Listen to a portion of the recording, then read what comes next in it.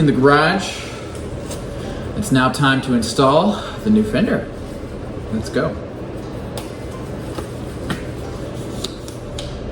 Step number one, you want to replace the fender.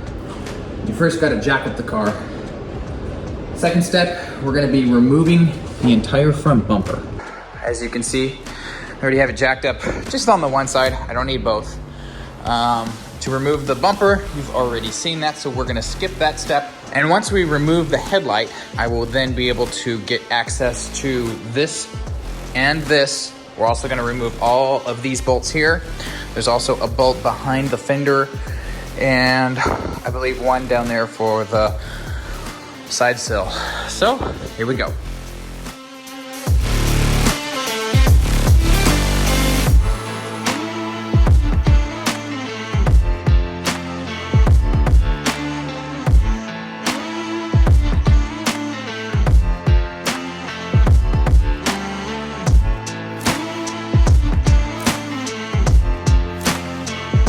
As you can see, it's gone. As you probably saw from that time lapse, there's actually a few hidden bolts. It's not the worst fender to take off in the world. You have this little guy that's like tucked up inside behind some insulation. There's also one bolt that screws into the side over here. We have all of these bolts along the side. On the top, those are obviously the easiest ones. We have a couple of bolts here that need to get it removed. The assembly in the front, it's like this, and this. Relatively easy. Yeah, here's the new one. Here's the old one. You might be thinking, how did you get these nice ripples in the first place? You wanna know? I'll tell you. I'll give you some story time. So I was changing something out and took my wheels off. I then went down the road for a test drive, just around the block, and went to make a turn. My lugs were not on all the way. My wheel literally came off, rolled up onto somebody's lawn, and the entire weight of my car was pretty much on my rotor of my brakes, and the rest of the weight was on my fender, so it smushed it all up and ruined it. So that's story time.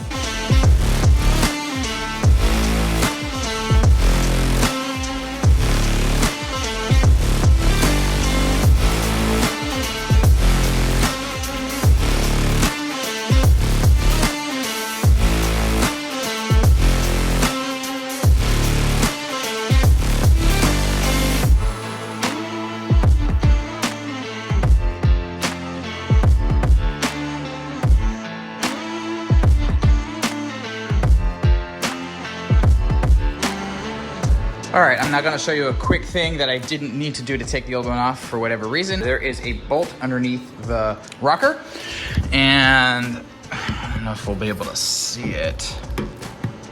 That's the bolt right down in there. See where my finger is?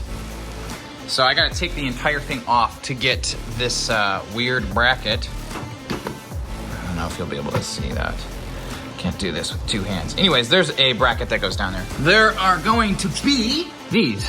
These are little brackets that hold up the entire side thing. So there's 1, 2, 3, and I believe this whole thing comes off. We'll update soon. And here it is.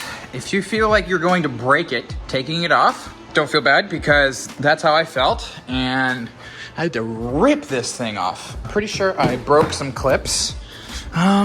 They go like right here and here, but the main supports are like these 3. Unknowingly, since I've never done this before and I couldn't find information on how to take it off, I took a bolt out of here for this bracket, which I didn't need to. It's just these 2 bolts on the bottom of each one of these. And that was it. So now I can finally gain access to this one bolt.